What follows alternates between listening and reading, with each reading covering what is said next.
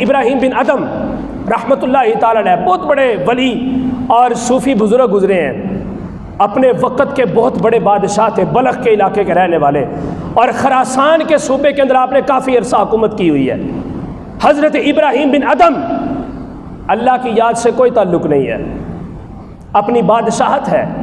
سرمایہ ہے، دولت ہے، نوکر چاکر گھوڑے محلات لونڈیاں خدام غلام آس پاس چاروں طرف گھومتے پھرتے ہیں سارا دن، بڑے بڑے اچھے بستر لگے محل کے اندر، سریر بچھے ہوئے ریشم کے کپڑے والے، اور جناب وہاں پر اس وقت کی ضرورت کے مطابق ہر قسم کی سہولت اور ایسی موجود ہے، رب کی یاد سے کوئی تعلق نہیں ہے، غافل ہے۔ ایک مرتبہ اس واقعے کو حضرت داتا گنج بخش علی حجویری کے اندر، آپ کے لیے میں یہ حوالہ ذکر کر رہا ہوں، وگرنہ اس روایت کو تو بڑے سارے صوفیاء بزرگوں نے ذکر کیا ہوا ہے کئی کتابوں کے اندر، لیکن ایک عام سی کتاب جو ہر بندہ پڑھ سکتا ہے اسے، اردو کے اندر ہے تو اصل کتاب وہ بھی فارسی میں، حضرت داتا گنج بخش علی حجویری نے اپنی کتاب کشف المحجوب کے اندر اس واقعے کو ذکر فرمایا ہے۔ آپ فرماتے ہیں کہ ایک دن حضرت ابراہیم بن ادھم اپنے گھوڑے کے اوپر سوار ہیں اور شکاری کتا اپنا جو تھا اس کو ساتھ لیا، آپ جنگل میں چلے گئے شکار کرنے کے لیے،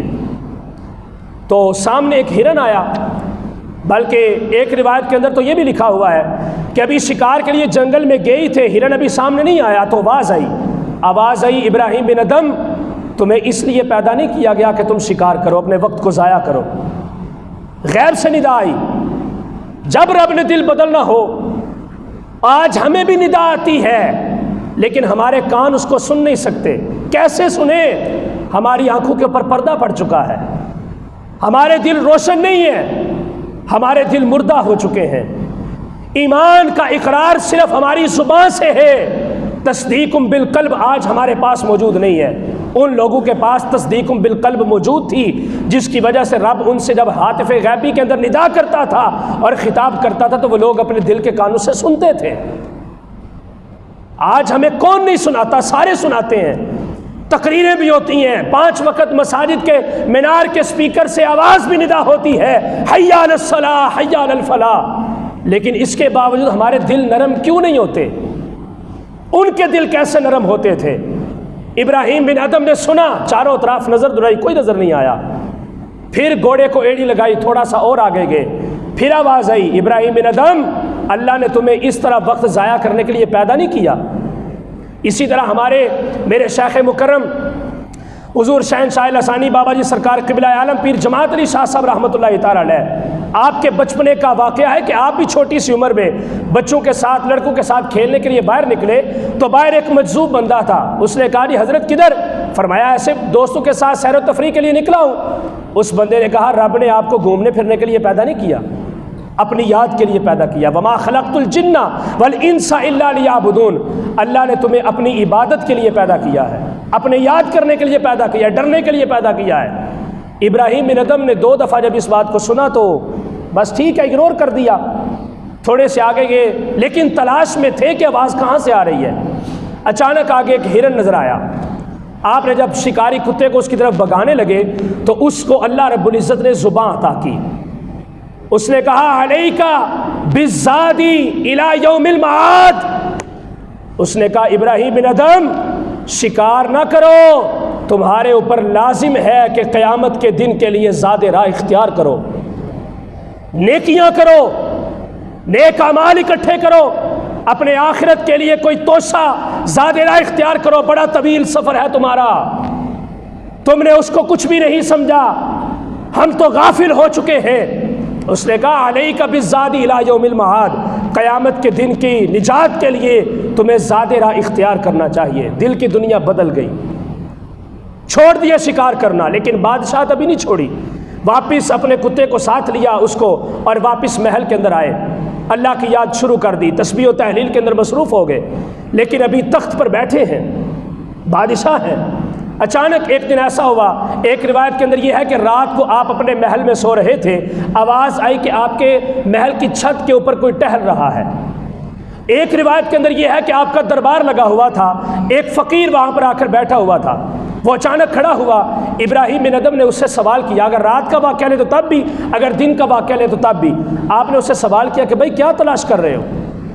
اس نے کہا کہ میں آپ کے محل کے اندر میرا اونٹ گم ہو چکا ہے، تو میں اپنے اونٹ کو تلاش کر رہا ہوں۔ ابراہیم بن ادھم کے دل کو رب کی یاد کی لٹک تو لگ چکی تھی، صبح شام ذکر و فکر کے اندر مصروف تو رہتے تھے، لیکن ابھی بھی دنیا کی خواہشات دل کے اندر موجود تھیں۔ اس نے کہا میں اپنا اونٹ تلاش کر رہا ہوں۔ آپ نے فرمایا ہے پاگل، یہ محلات کے اندر تمہارا اونٹ کہاں پر گم ہو گیا؟ اس نے کہا اگر کسی محل کے اندر میرا اونٹ گم نہیں ہو سکتا اور محل کے اندر میں اسے تلاش نہیں کر سکتا، تو پھر تم اتنے بڑے رب کو محل کے اندر کیسے تلاش کر رہے ہو؟ تم کیسے رب کو تلاش کر سکتے ہو یہاں پر؟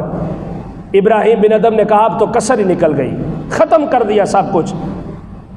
اپنے جسم سے وہ پوشاک قیمتی اتار دی اور ایک فقیروں والی گدڑی پیوند لگی قمیض آپ نے اپنے زیب تن فرمائی، اور آپ نے اپنے شہر، اپنی بادشاہت، اپنے ملک کو چھوڑا۔ ایک شہزادہ تھا، صرف رب کی یاد کی خاطر اس دنیا کو ترک کیا، آپ نے سفر کرنا شروع کر دیا۔ مکہ شریف کے اندر آئے، حضرت سفیان ثوری کی شاگردی اختیار کی، حضرت فضیل بن عیاض کی شاگردی اختیار کی، متعدد وقت کعبہ کی مجاوری کے اندر گزارا۔ آخر کار اللہ کی زمین کی سیر کرتے کرتے ملک شام کے سمندر کے پاس چلے گئے، اور جب اس سمندر کے پاس پہنچے، ملک شام کے بادشاہ کو پتہ چلا کہ بلخ کا شہزادہ، خراسان کا بادشاہ جو ہے، ایک فقیری والے انداز کے اندر میرے ملک اور میری سلطنت کی ایک حد کے اوپر آ کے بیٹھ گیا ہے۔ اس نے اپنے خدام ساتھ لیے اور جناب کچھ اشرفیاں اور انعامات ساتھ لیے کہ میں جا کے خدمت میں پیش کرتا ہوں۔ ملاقات کے لیے گیا، اس نے جا کر کہا ابراہیم بن ادھم کیا صورتحال ہے؟ دیکھا تو آپ کیا کر رہے ہیں؟ آپ نے ایک کپڑے کا چھوٹا سا پیس پکڑا ہوا ہے اور سوئی کے اندر دھاگا ڈال کے اپنی گدڑی کو سلائی کر رہے ہیں، اپنی اس پوشاک جو انہوں نے فقیری والا لباس پہنا ہوا تھا اسے سلائی کر رہے ہیں۔ اس نے آ کر سوال کیا آپ تو اتنے بڑے بادشاہ تھے، اتنا سرمایہ تھا آپ کے پاس، اتنی دولت، اتنی وجاہت اور اتنا مقام و مرتبہ تھا آپ کا، آپ نے کیوں سب کچھ چھوڑ کے اس طرح کی صورت کو اختیار کر لیا ہے؟ آپ نے فرمایا وہ بادشاہت ایک محدود مدت تک تھی اور ایک محدود ایریے تک تھی، ایک محدود زمانے تک تھی، لیکن اب مجھے جو بادشاہت ملی ہے، اللہ رب العزت نے کونوں مکان کے اوپر اور کونوں مکان کی تمام تر مخلوقات کے اوپر مجھے بادشاہت عطا فرما دی ہے۔ اس نے کہا وہ کیسے؟ دکھائیں کچھ، میں نہیں اس کو تسلیم کرتا۔ آپ نے کہا اچھا۔ آپ نے اپنی سوئی کو پکڑا اور سمندر کے اندر ڈال دیا۔ سمندر کے اندر ڈالا تو آواز دی، فرمایا مچھلیوں میری سوئی کو تلاش کر کے لے کے آؤ۔ وہ حیران اور پریشان ہنسنے لگا۔ اس نے کہا یہ کیسے ہو سکتا ہے کہ مچھلیاں آپ کی سوئی تلاش کر کے لے کے آئیں؟ اتنا بڑا سمندر ہے، ریت کے ذرات اس کے اندر، ہیرے جواہرات، اشرفیاں اور جناب وہ سپیوں کے خول اس کے اندر ہیں، ایک اتنی سی سوئی کو کہاں سے مچھلیاں تلاش کر کے لائے گی؟ جب آپ نے ندا دی تو ان ساری مچھلیوں کے منہ کے اندر سونے کی وہ سوئیاں تھیں جو لے کر ایک لمحے کے اندر وہ سمندر کی تہہ کے اوپر آ گئی تھی۔ وہ دیکھ کر حیران ہوا۔ آپ نے فرمایا مجھے یہ نہیں چاہیے، جو میری سوئی ہے مجھے وہی چاہیے، یہ تو سونے کی ہے، مجھے جو میری لوہے کی سوئی ہے مجھے صرف وہی چاہیے۔ ان میں سے ایک مچھلی نے اپنی چونچ کے اندر، اپنے منہ کے اندر اس سوئی کو دبایا ہوا تھا اور وہ چلتے ہوئے ابراہیم بن ادھم کی خدمت میں حاضر ہوئی اور آپ کے قدموں کے اوپر اس نے اس سوئی کو رکھ دیا۔